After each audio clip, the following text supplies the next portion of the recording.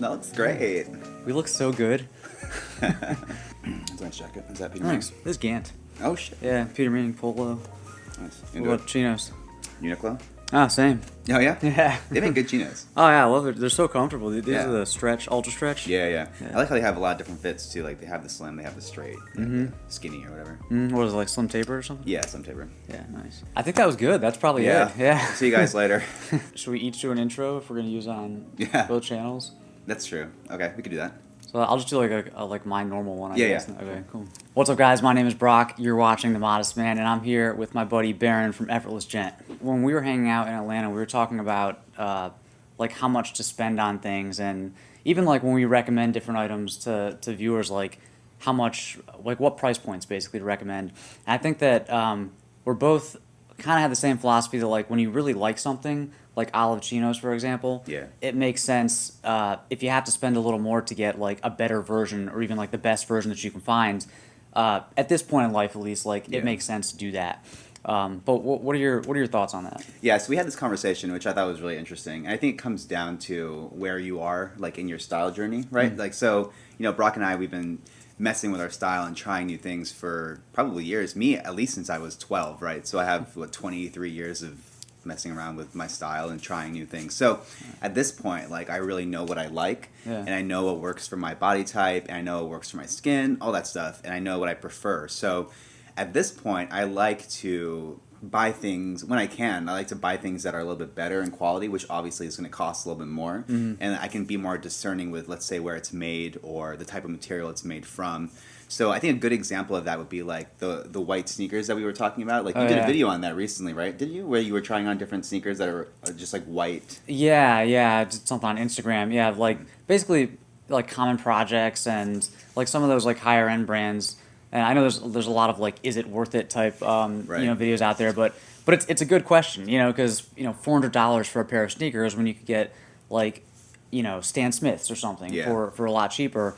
But I've noticed that like you don't always get what you pay for necessarily. Like you definitely sometimes pay.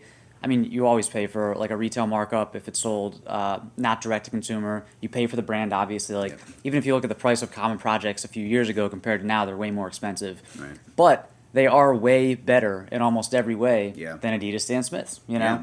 So you're kind of getting what you pay for. Yeah, and I think a good example too is like we were looking at he was looking at two brands. It was Oliver Cabell, right, and Koyo. I think that's pronounced. Right, yeah. The price point difference, I think it was like 180 or something like that to 280, right? Yeah, about. Yeah. But you can feel the difference in the leather and just the quality of the shoe itself. So I think you're paying a little bit more for something like a Koyo. That level, when you kind of jump up to the next level of pricing, it's not always. I think the misconception is that it's just a brand thing. They just want to charge more, but that's not necessarily true. Yeah. I think what it is a lot of stuff goes into building a really quality pair of shoes or a really great pair of denim. The materials, where it's made, all that stuff kind of plays into the price. And so when you jump up to that next level of pricing, it's not just for a brand name. I'm sure part of it is, but a lot of it has to do with the quality of the materials and the way it was built. So and obviously, like if we can feel the difference of like the leather, if we can just tell how that feels, then that already makes a big difference. And if you're wearing the shoes all the time, that matters.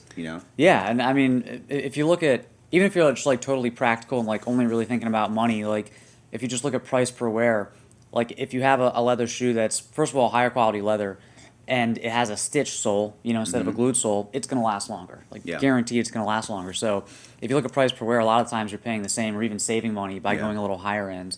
But I think one of my pet peeves is like whenever, and I think for our channels, like we probably have a similar audience in that like we're not recommending like super luxury stuff, but like, splurge when you can. But I think a lot of people, they see like a higher price point and they say that's overpriced. And I think there's a big difference between overpriced and expensive, because a lot of times something is maybe too expensive for me to buy, but it doesn't mean that it's overpriced because that kind of implies that the brand is like ripping you off or charging too much for their product. Right. But if you think about like what goes into a pair of leather sneakers or even like a shirt, how that shirt got to you all the way from the beginning, from the mill, from the cotton mill, so much went into it. So many people touched it. So, to pay $100 for a shirt, to me, doesn't seem overpriced. It just seems expensive. Right. Yeah, that makes sense. And also, like, you also have to think, okay, so this is why I was going back to where I started was depending on where you are in your style journey, this is going to matter to you or it's not going to matter to you, right? So if you're just figuring things out, like let's say, oh, you've never worn a pair of white sneakers before and you don't know if you want to spend $500 on a pair of Common Projects or whatever, you can buy cheaper versions of white sneakers just to test it out and see if you even like the look, right? And then get comfortable with that thing. And this is exactly what me and Brock do. Like we try something new in our style and then we're like, okay, we test it out. We test it out for a month or maybe a year longer just to make sure that we actually like it. We get a lot of wear out of it. And then after that, you know, then once my thing is worn out, I'm gonna upgrade it to something better, right? Yeah. Exactly like the same case with the sneakers. Like you can buy a pair of Stan Smiths that are $100, and then if you realize you like it, then you can invest in a better quality version later on. Once you realize, like, hey, this is a part of my wardrobe that I'm gonna wear all the time. Yeah, exactly. I mean, yeah, buy the kind of entry level version of it, and like, you know, for clothes, a lot of times, like, I'll go to like H&M, you know, and just kind of see what's new, and you know, if there's something that's kind of trendy.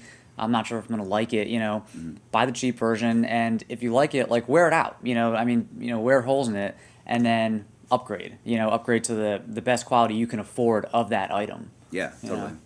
Yeah, I mean, I do the same exact thing. I buy stuff from H&M. Sometimes I even look at Forever 21. They have stuff that's more fashionable and trend forward.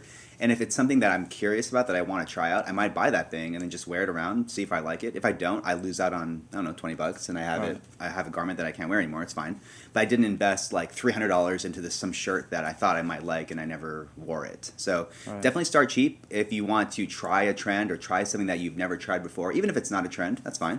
And then when you're ready to upgrade, go ahead and upgrade. Yeah. Not a big deal. Have you splurged on anything recently? Oh man, recently. I did. I got a leather jacket that I really loved. So I've always wanted this leather biker jacket. I'm actually going to do a video on this, how to like wear a leather biker jacket. But I've always wanted this jacket for a long time. It's from All Saints, and it's relatively expensive. It's like $600-700, but I already knew I wanted it. I've been thinking about it for like 3 years. Yeah. So I'm like, okay, I'm just going to buy it. But actually, I tricked it because I went on Grailed first, and I happened to find a model that I really wanted. Okay. And so it was on Grailed. So it was like slightly used, but honestly, like the guy wore it like maybe 5 times. Yeah. I bought it for $200. That's awesome. It's a $700 jacket. So I mean, those are like the little tips and tricks that you can like.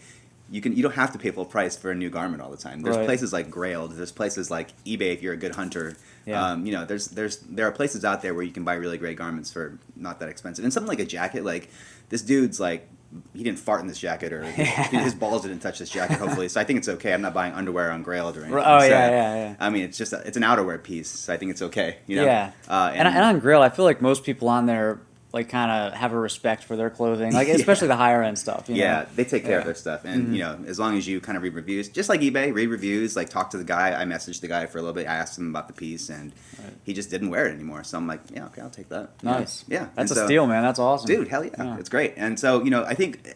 Because I didn't have to buy a cheaper version of that because I already had thought about this for a while. I went to the store, tried it on a few times, and I literally delayed my purchase for like 2 years. I'm like, I don't know if I want it, I don't know. And then one day I'm like, you know what, I'm going to do this because I really want that jacket. So that's what I did. And then now I have it. So, how about you? Have you splurged on anything?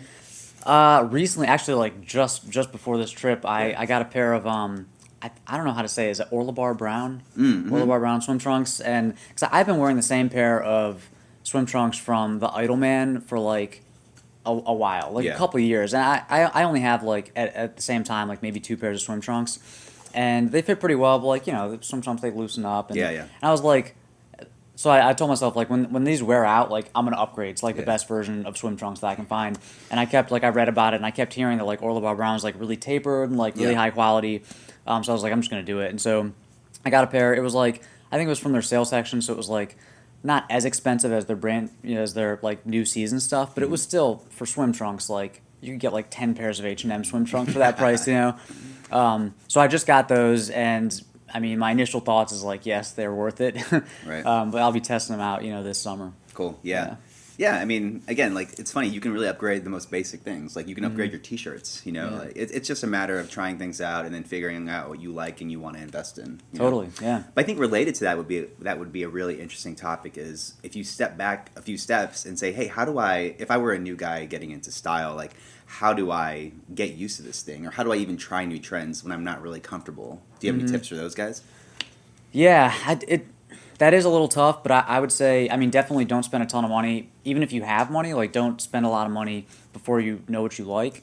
But I think, like, one of the shortcuts is, like, find somebody, like, it could be, like, Barron's Instagram, you know, or like, a celebrity, or, like, somebody who really resonates with you, like, their aesthetic really resonates with you, and then just look for versions of, you know, because they'll probably, you'll notice, like, a pattern, you know, like, oh, like, they always wear, like, white sneakers and olive chinos and, like, light blue or gray on top.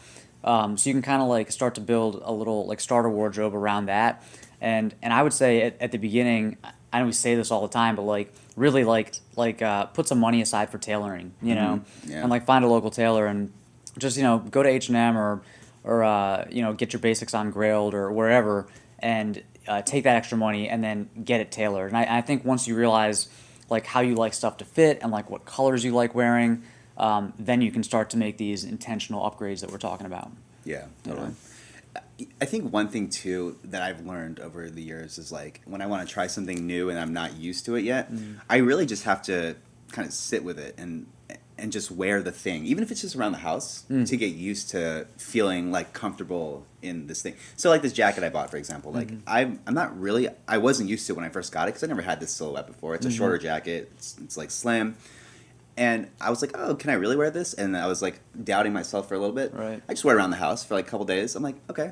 And then after a while, like, I'm sitting at my computer, I'm, like, working and stuff. And then after a while, I realized, like, oh, I'm totally used to this fit and feel. Yeah. And I think it's just a matter of, like, really us getting used to things. And that's really how you sort of evolve your style, is, like, trying new things. Totally. And you know, if you're not comfortable yet, like, going outside into the real world with your new style or your new shirt or whatever it is, literally just wear it around the house for a few days, you know? Yeah. But really, like, get into it. And because I think eventually you're going to realize if you do like it, it'll just start to feel sort of natural. So it's just a matter of getting used to it.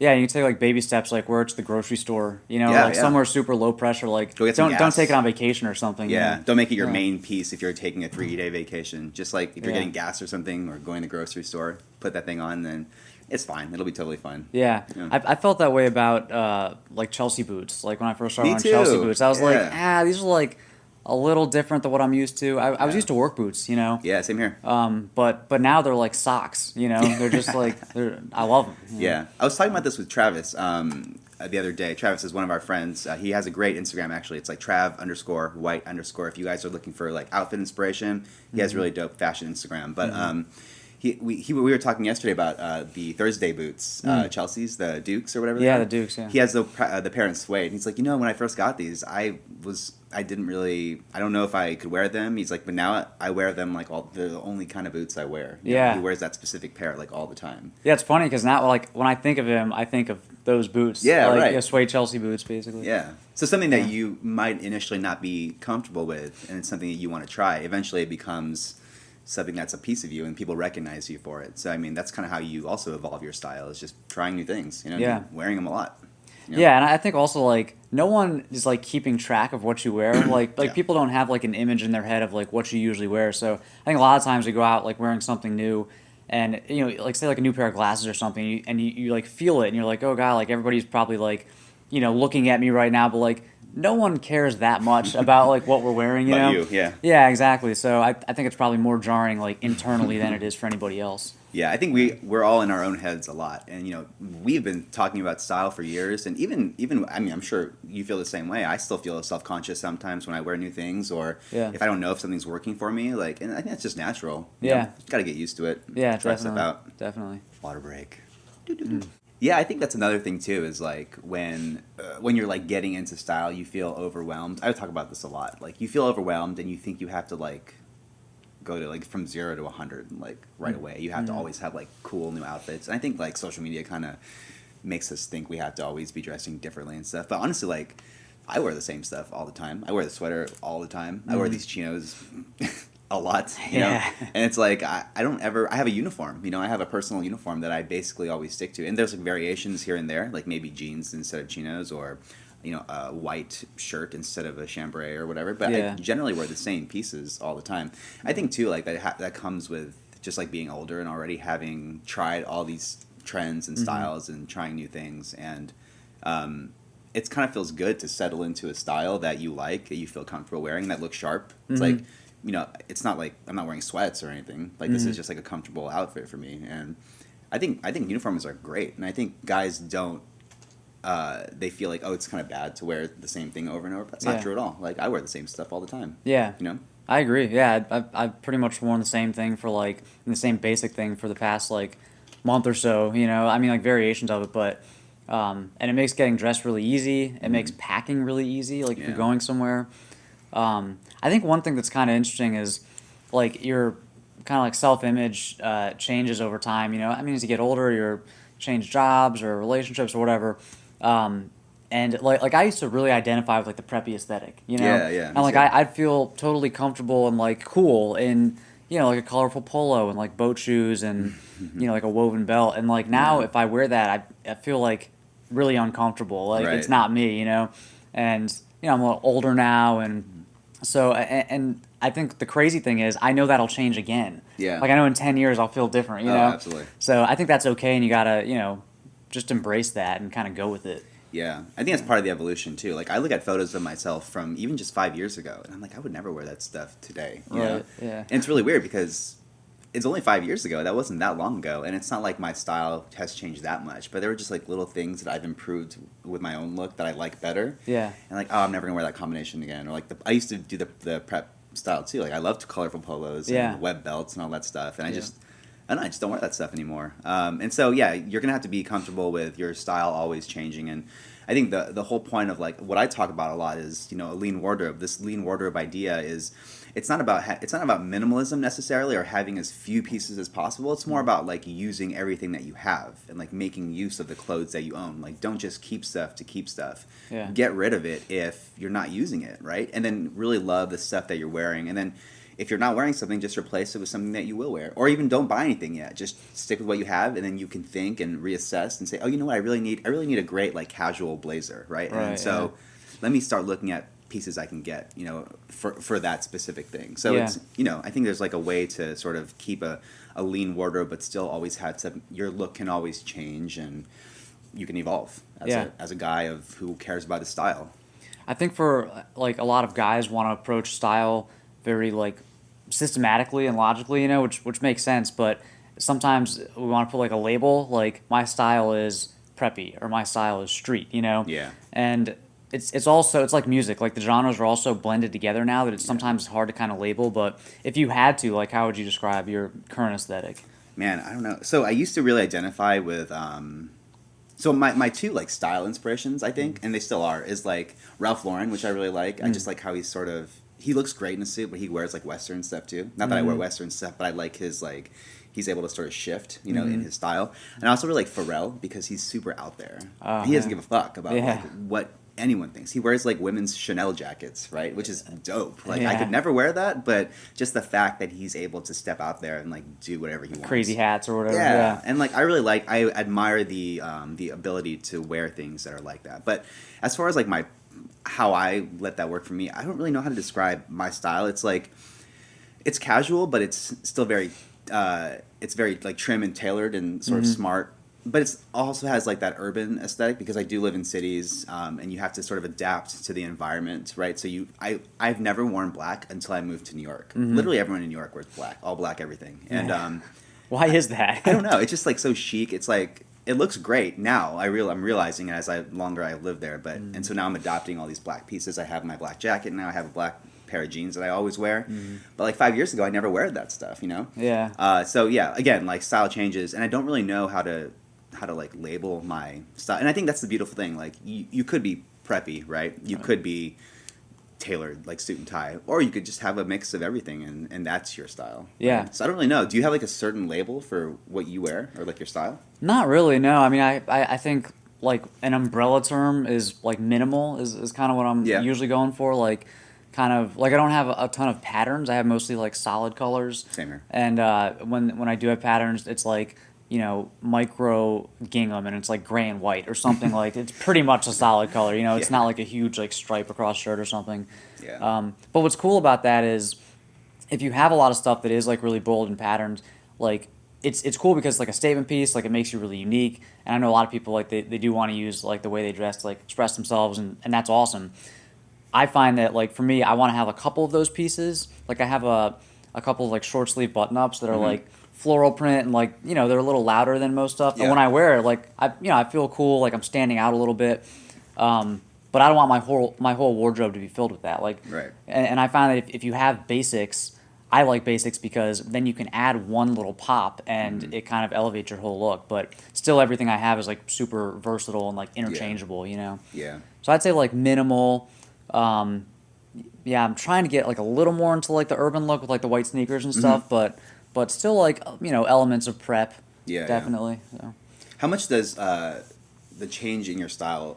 How much does that sort of play into the idea that you have to, like, do you have a hard time finding stuff that will fit you as a man of modest height? Yeah, I mean, less so these days, you know. I still get, I mean, I'm at the tailor once a month at least, you know, so I'm still there all the time. Yeah. But so for me, it's a combination of like shopping at brands like Peter Manning that you don't need as much tailoring, or going to like a Uniqlo where you're getting like a lot of value for your money, Yeah. and then you can spend that extra whatever $20 to get your pants hemmed if you want to, you know. Right. And then with suits and stuff, there's so many custom options these days that like Yeah. it's not as hard as it used to be to find stuff. Right. Yeah. So, do you have like top 3 or top 5 favorite brands for shorter guys or smaller guys in general that work really well for that body type?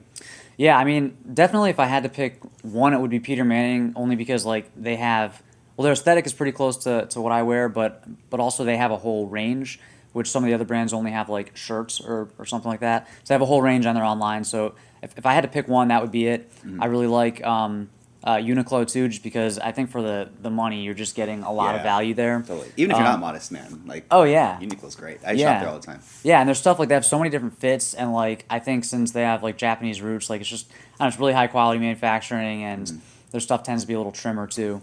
I like the J. Crew aesthetic, but like I find that a lot of the stuff like is a little too long. Oh, you know, really? like I wish I could wear more of the J. Crew stuff. But Yeah. Not what about you? hashtag not sponsored, by the way. Yeah, right. Well, we'll do some negotiating after this video. Right. What are you wearing these days? Like 3 or 4 brands? Yeah, so like we talk a lot about the basic sort of minimal aesthetic. I honestly do a lot of Uniqlo. That's probably my go-to as far as they have great basics. They have great T-shirts. Chinos are awesome. I've gotten into like the Levi's 541 recently because I'm not that small. I have more of an athletic bottom half, so I have to like find jeans that sort of fit me in the legs and also are still really tapered. Otherwise, I have to size up. It's super annoying. And so what I got into the 541s because I can buy my actual size in my waist. They fit, and then they still sort of fit my more muscular legs. So that was always a problem for me. So And they're still like nice and tapered. and they're still tapered, Yeah. which is great. And that's to me that's really important. I like the look of like a tapered leg. You know? Yeah. So yeah, I still do Levi's. I still do really basic brands like Uniqlo, Levi's. I do a lot of J. Crew. I guess there's shoes too. Like Oh yeah. wear a lot of it's like Allen Edmonds, like Thursday Yeah. boots. I'm really liking the Koyos. These new Yeah, those are Koyos. dope. Yeah, these are pretty sweet. That might be it. We're terrible style guys. We don't know where to shop. It's funny. Yeah. I mean, so that's what happens though. Like, I think once you kind of get into the groove of your style, it's like, okay, I know the stores that work for me, and I just buy those things, And Yeah. I'm cool with that, Yeah, for sure. Is there anything else you should talk about? Could talk watches. Might be. Okay. Yeah, that's actually a good idea. Okay, yeah, let's talk watch. We could do a wristwatch check, maybe. How about that? And then we'll get into the watches. All Sure, right. yeah. All right, so quick wristwatch check. What do you got? So I have this old. I don't. Can I put that on the camera? Let's see. I don't know. Maybe not. There we go. Oh, nice. I have this old Seiko. It's a titanium perpetual calendar watch. So I actually got this. My uncle gave this to me when I was like 14 or something, and I've owned it since I was 14. So I'm 34 now, 20 years. And I've only changed the battery twice on this thing, which is really weird. So it's like, I just think it's really cool because I like the perpetual calendar feature. So what that is like, if it's February this month, for example, and it goes to March, I don't have to wind it when it hits the 28th day. It knows automatically that it's March. That's awesome. And so it goes to March 1st, Yeah. And then the next month it knows if it's a 30-day or a 31-day. So I just think that feature is cool. I just like the brand Seiko. And it's old. It's not anything special, but I've had it for so long. I think that's kind of what makes it special. Yeah, it's a good size too. I like that. Oh yeah, it's great. I like smaller watches too. I like what's this, like 36? Is that the size that we usually get? What do you get? 36? I like 36 like a sweet spot. Like I'll wear 38 too. Yeah. 34, 36 I think is like a sweet spot. I'd love to talk to Christian about this, Theo and Harris, just because I think he likes smaller watches too. They should look good on wrists. They look more elegant. And, They look awesome, yeah. like I don't like no offense to people who like fashion watches, but they're usually like really big, like big plates on your. And I don't like that look. It's not elegant. It's not my style personally. Yeah. But anyway, what are you wearing on your wrist? Yeah, I have the this is the linear. It's their automatic, so it's what is it, like a ETA 2824 or something. So it's like, it's a Swiss movement, but still kind of entry level for automatics. And I think it's a 38 millimeter, but it wears pretty small. But yeah, it's just kind of like a nice minimal dress watch. Yeah. So like if I'm gonna bring one watch with me when I'm traveling, I'll usually bring this one, or maybe like my Hamilton khaki, like if it's That's like a a good one. casual trip. So do you have a like a grill watch? Yeah, it's kind of obnoxious. I think we were talking about this. Was I talking about this with you? Yeah, I think I was. My grill watch is like the. This is so like 1995 of me. It's like Oh yeah. it's like a solid gold Rolex Day-Date President. I love that bracelet. Yeah. It looks so obnoxious, but I just think that's like the coolest watch. Ever since I was a kid, like I always thought that watch was really cool, and I tried to buy like watches like that when I was younger, like that looked like it. And I still really love. I also think it's a classic look. Like just the President bracelet with the Day-Date. It's a Rolex. For me, it's like a standard. Right? Yeah. It's solid gold. I mean, Who was saying like that's not a Rolex, that's a Rolly? Yeah, right. What, that was that tan or something? Yeah. That's so funny. Yeah, I mean, like you might get robbed if you're wearing that watch. Yeah. So Probably don't wear that one when you're like traveling to somewhere sketchy. Or you can get a lot of respect, I guess. That's true. Yeah. Yeah. That we were saying, like if you have a watch like that though, like your life has to be like in line with wearing a watch like Right. that. Like you have to fly first class. Like you can't look at the prices on menus anymore. Right. Yeah. Gotta wait till you get to that point, But then you can also, I guess, wear sweats because you That's in true. an airport and you have a rollie on. There's your dress up right there. Right. Yeah. Yeah. That's a symbol for sure. Do you have a grill? My current grail is a Rolex, but I want a secondhand, like a vintage, either Oyster Perpetual date or Datejust, because I really like the date on the watch. Otherwise, I'd probably just go with like an OP or like an Explorer 1 maybe. Yeah. So yeah, I'm looking into that and trying to find a good price and everything, but Yep. I think that's like, I don't know, for some reason like I was planning on kind of like working my way up to that watch, and I had like a few that I was gonna get, at milestones and kind of work up to like the Rolex, but I don't know. I just really I think it's like such a versatile watch. Yeah. And like if you could only own one, that'd probably be a pretty good one. Yeah, totally. And then you can dress that up. You can wear that with jeans, and it'll look great. Yeah. How do you feel about like fashion watches in general? I think that's like a topic that people are sort of talking about. We don't have to get into that too much, but do you have any thoughts, like just general thoughts on the whole fashion watch thing? Yeah, I mean it's definitely like a controversial topic, which is crazy because we're just talking about watches here, But I think like, so I have a video, like I've done a couple promotions with like fashion watch brands, and like I did something with the Fifth back when they were first launched. And at that time, like I wasn't into watches at all. Yeah. And I tried to wear some watches, and it just, I don't know, it didn't really work. And they sent, I forget what it was called, but it was like their black on black one. And it was the first watch that I started wearing every day. I was like, wow, this fits with my style, and I really like it. I got compliments on that watch, like more so than any Seiko or like anything else that I've had. And so I credit that brand with like getting me into watches. Right. And that's something that I think Seiko and Omega and Hamilton and Rolex, all these brands are failing to do. Like they're failing to get younger people into watches. And so I think like you got to give credit where credit's due.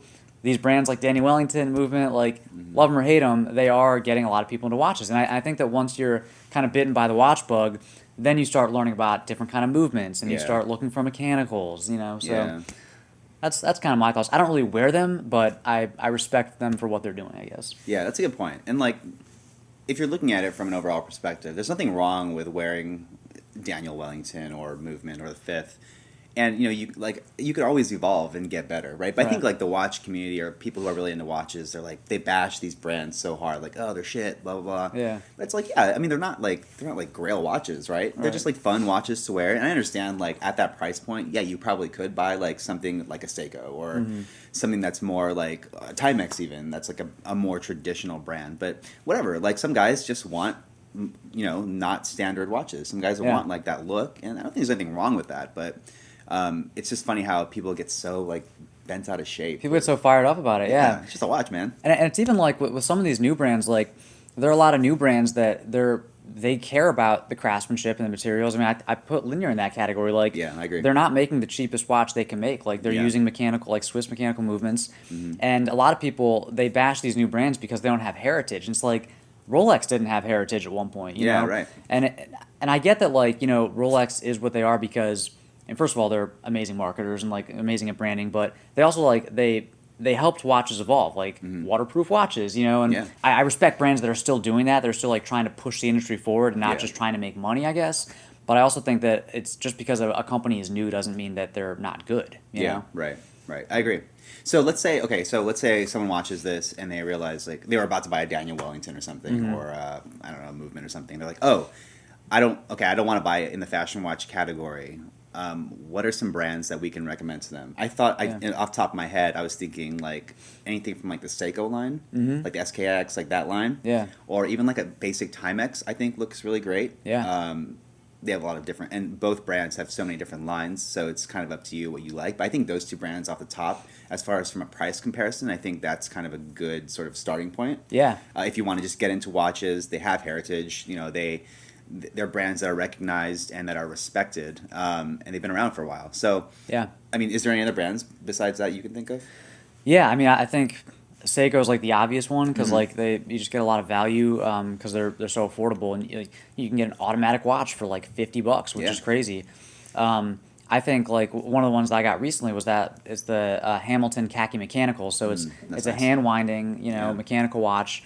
It's from a brand that has a ton of history, like a really cool story, if that's important to you, you know. And I think that was like about $300. Oh, so a Swiss mechanical watch from a brand with heritage for $300. You know, for me that's a steal.